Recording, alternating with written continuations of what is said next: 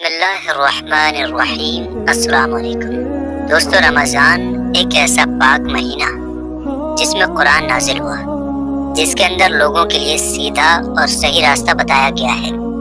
رمضان ایک ایسا مہینہ ہے جس پہ ہر مومن کی دعا قبول ہوتی ہے، اور اللہ پاک نے ہر مسلمان کے اوپر رمضان کے 30 روزوں کو فرض کیا ہے۔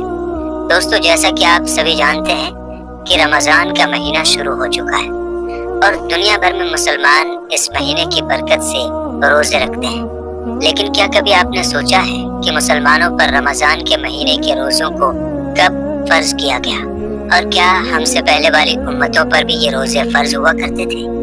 آج کی ہماری ویڈیو میں ہم اسی کے حوالے سے بات کرنے والے ہیں۔ آج ہم آپ کو ڈیٹیل میں بتائیں گے کہ کس کس امت پر کس طرح سے روزے فرض ہوئے۔ اللہ رب العزت نے قرآن مجید کی سورہ بقرہ کی آیت نمبر 183 میں ارشاد فرمایا کہ اے ایمان والو، تم پر ہم نے روزوں کو فرض کیا ہے جیسے تم سے پہلے لوگوں پر فرض کیے گئے تھے، تاکہ تم اس مہینے کا احترام کرو اور پابندی کے ساتھ روزے رکھو۔ دوستو، رمضان میں جب روزے دار روزہ رکھتا ہے اور اللہ تعالیٰ کا حکم مان کر صبر کرتا ہے، تب اللہ تعالیٰ اس روزے دار کو صبر کا بدلہ عطا کرتا ہے۔ اس مہینے کی فضیلت سے اللہ پاک انسانوں کے رزق میں برکت عطا فرماتا ہے، اور غریب سے غریب انسان کو اللہ کی نعمتیں ملتی ہیں۔ اس لیے اس مہینے کو ماہ وسط رزق کے نام سے بھی جانا جاتا ہے۔ دوستو، ہر مسلمان اس مہینے میں خاص طور سے ہر گناہ سے پرہیز کرتا ہے، اور جب تک اللہ کا حکم نہیں ہوتا تب تک کوئی بھی چیز کھاتا پیتا نہیں ہے۔ اگر ہم اتہاس اور مذہبی حوالے سے دیکھتے ہیں تو حضرت آدم علیہ السلام کے زمین پر آنے کے بعد سے ہی روزے رکھنے کی شروعات ہو چکی ہے۔ بتایا گیا ہے کہ حضرت آدم علیہ السلام ہر مہینے کے 3 دن روزہ رکھا کرتے تھے۔ ساتھ ہی یہ بھی کہا جاتا ہے کہ حضرت آدم علیہ السلام ان روزوں کو جنت سے زمین پر آنے کے بعد توبہ کے لیے رکھا کرتے تھے۔ اس طرح پورے سال میں حضرت آدم علیہ السلام 36 دن روزہ رکھتے تھے۔ دوستو، حضرت آدم علیہ السلام کے زمانے میں ہر مہینے کی چاند کی 13، 14 اور 15ویں تاریخ کو روزے رکھے جاتے تھے۔ یہ وہ تاریخ ہے جب چاند پورا مکمل اور روشن ہوتا تھا، جسے آپ اور ہم 14ویں کا چاند بھی کہتے ہیں۔ اس کے بعد جب حضرت نوح علیہ السلام کا زمانہ آیا تو انہوں نے بھی حضرت آدم علیہ السلام کے زمانے کی طرح مہینے میں 3 روزے رکھے، وہ بھی انہی 3 تاریخوں پر۔ ان روزوں کو طوفان نوح سے بچنے پر حضرت نوح علیہ السلام نے شکر کا نام دیا، لیکن حضرت داؤد علیہ السلام کے روزے کا طریقہ حضرت آدم علیہ السلام اور حضرت نوح علیہ السلام سے تھوڑا الگ تھا۔ چنانچہ حضور اقدس صلی اللہ تعالیٰ علیہ وسلم کے فرمان کے مطابق وہ 1 دن روزہ رکھتے تھے اور 1 دن افطار کرتے تھے، یعنی کہ پورے سال میں آدھا سال روزہ رکھتے تھے۔ اس کے علاوہ حضرت سلیمان علیہ السلام ہر مہینے میں 9 دن روزے رکھتے تھے، اور یہ روزے مہینے کی شروعات میں 3 دن، مہینے کے بیچ میں 3 دن اور مہینے کے آخری میں 3 دن رکھا کرتے تھے۔ اس کے علاوہ حضرت ابراہیم علیہ السلام بھی حضرت آدم علیہ السلام کے طریقے کے مطابق روزہ رکھا کرتے تھے، یعنی کہ ہر مہینے میں 3 دن روزے۔ لیکن کئی روایتیں یہ بھی بتاتی ہیں کہ حضرت ابراہیم علیہ السلام پورے مہینے کے روزے رکھا کرتے تھے۔ حضرت موسیٰ علیہ السلام کے روزوں کا طریقہ سب سے الگ تھا۔ چنانچہ صحابہ کرام کا کہنا ہے کہ حضرت موسیٰ علیہ السلام کو اللہ رب العزت نے لگاتار 3 مہینے روزے رکھنے کا حکم دیا تھا، اور ان روزوں کے فضل سے وہ اللہ سے ملاقات کریں گے اور ہم کلامی کا شرف حاصل کریں گے۔ اور جب 3 مہینے روزے رکھنے کے بعد اللہ سے ہم کلامی کا دن آیا تو حضرت موسیٰ علیہ السلام کو یہ بات پسند آئی کہ اتنے دن روزہ رکھنے کی وجہ سے میں اپنے منہ کی بو کے ساتھ اللہ سے ملاقات کروں گا۔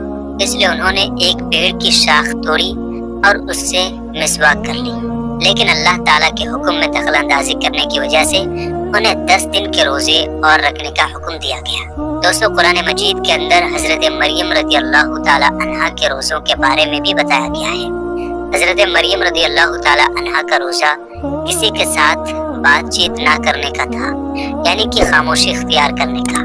دوستو، قرآن مجید کی سورہ بقرہ کی آیت نمبر 183 حضرت آدم علیہ السلام سے لے کر تمام انبیاء اور پھر امام الانبیاء محمد صلی اللہ تعالیٰ علیہ وسلم تک तमाम उम्मतों को जोड़ती है। जैसे कि हर उम्मत के लिए नमाज का हुक्म किया गया था, इसी तरह हर उम्मत पर रोज़ों को भी फर्ज बताया गया है।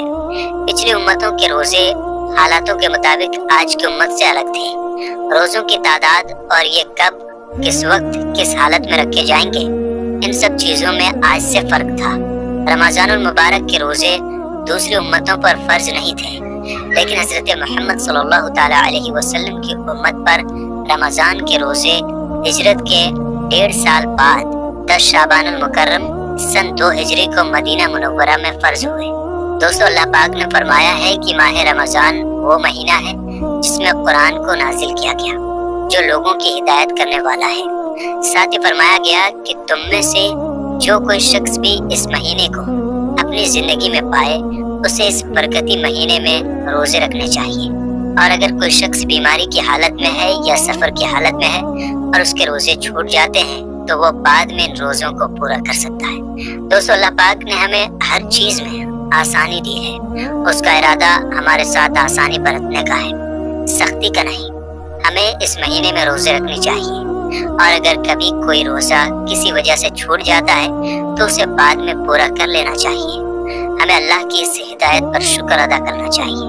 दोस्तों, ये भी जान लेते हैं कि हुजूर अकरम सल्लल्लाहु ताला अलैहि वसल्लम की उम्मत से पहले यहूद और नसारा 10 मुहर्रम यानी यौम आशूरा का रोजा बड़े ही एहतराम के साथ रखा करते थे।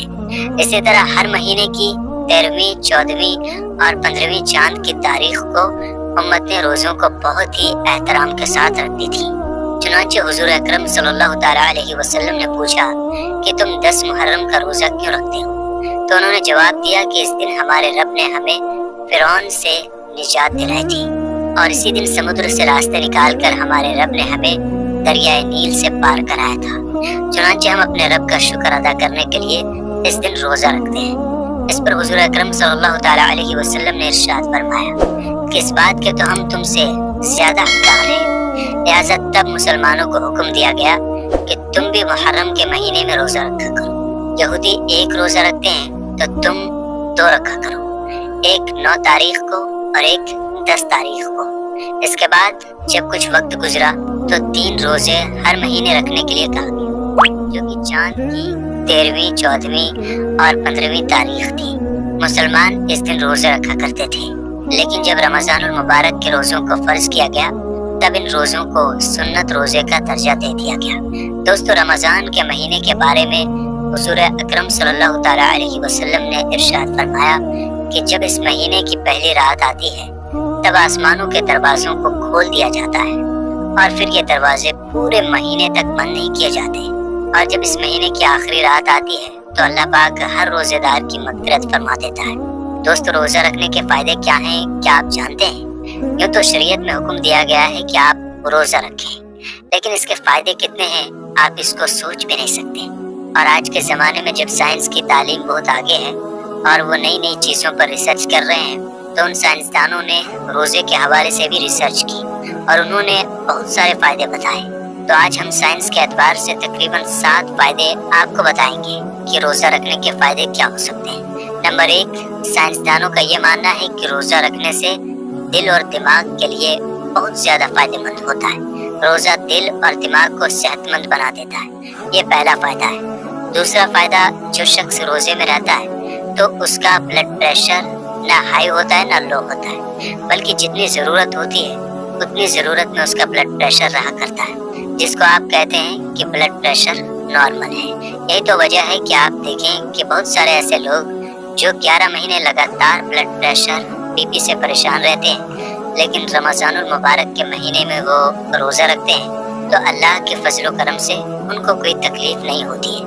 नंबर 3, जो रोज़ेदार होता है वो ग़िज़ा कम इस्तेमाल करता है, जिसमें यूँ हम साल भर हमारे बहुत सारे साथी एक्सरसाइज करते हैं और अलग अलग जगहों पर पैसे देकर एक्सरसाइज करते हैं, जिम जाते हैं ताकि बदन की चर्बी पिघले, वॉकिंग करते हैं, दौड़ते हैं और न जाने क्या क्या करते हैं। लेकिन रमज़ानुल मुबारक में जब हम रोज़े से होते हैं तो खुद ब खुद हमारे जिस्म से ये काम शुरू हो जाता है कि चर्बी पिघलने लगती है और इंसान के जिस्म में जो बिला ज़रूरत मोटापा आ गया है वो धीरे धीरे ख़त्म होना शुरू हो जाता है। नंबर 4, روزہ رکھنے والے کے پٹھوں میں مضبوطی ہوتی، یعنی اس کے پٹھوں میں طاقت پیدا ہو جاتی ہے، اور کسی بھی اعتبار سے اس کا پٹھا کمزور نہیں ہوتا بلکہ مضبوط ہو جایا کرتا ہے۔ اس لیے حضور پاک صلی اللہ تعالیٰ علیہ وآلہ وسلم نے فرمایا کہ روزہ رکھا کرو، صحت مند ہو جاؤ گے۔